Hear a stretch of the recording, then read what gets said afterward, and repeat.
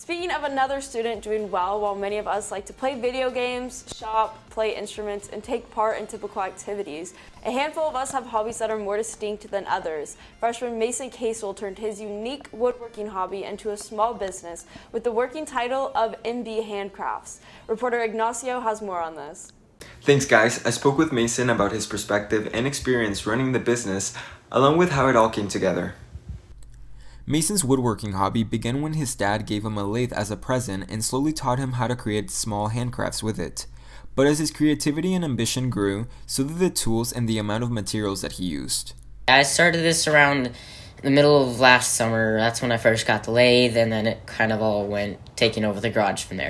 So the lathe is kind of our main tool that we use, but we have other tools around like the drill press that helps a lot with the pens and stuff for drilling. The grinder to sharpen the tools, obviously. The Dremel to clean up little bits and carve out little bits.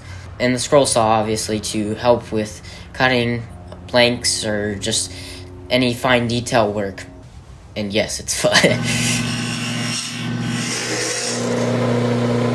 With the tools and experience on his side, he decided to begin building a small business to sell his crafts so he can fund and continue his hobby as well as share his creativity with the world. Although Mason mainly specializes in pens, he also makes and sells a variety of other tools and knickknacks such as kitchen utensils, plant pots, yo-yos, picture frames, and more. They also take specific requests via email where he can discuss prices and availability. I mainly like creating pens for the most part because they're decently simple to make, yet it's a complex process.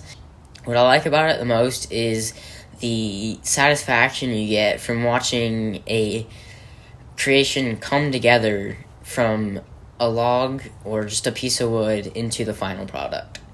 I'm pretty much motivated by the satisfaction you get when a project finally comes together, and when you give it to somebody, especially because like you get to see the joy light up in their eyes. And there's definitely an artistic touch that comes into play. I get lost in all the details from time to time, and it definitely adds characters to each individual product. I'm sure this will stick with me for probably the rest of my life. It's probably one of my favorite hobbies yet. Mason is currently working on his website, but if you're interested in his products, are curious about prices, or want to submit a request, make sure to reach out to him by email at kasel.mason@gmail.com.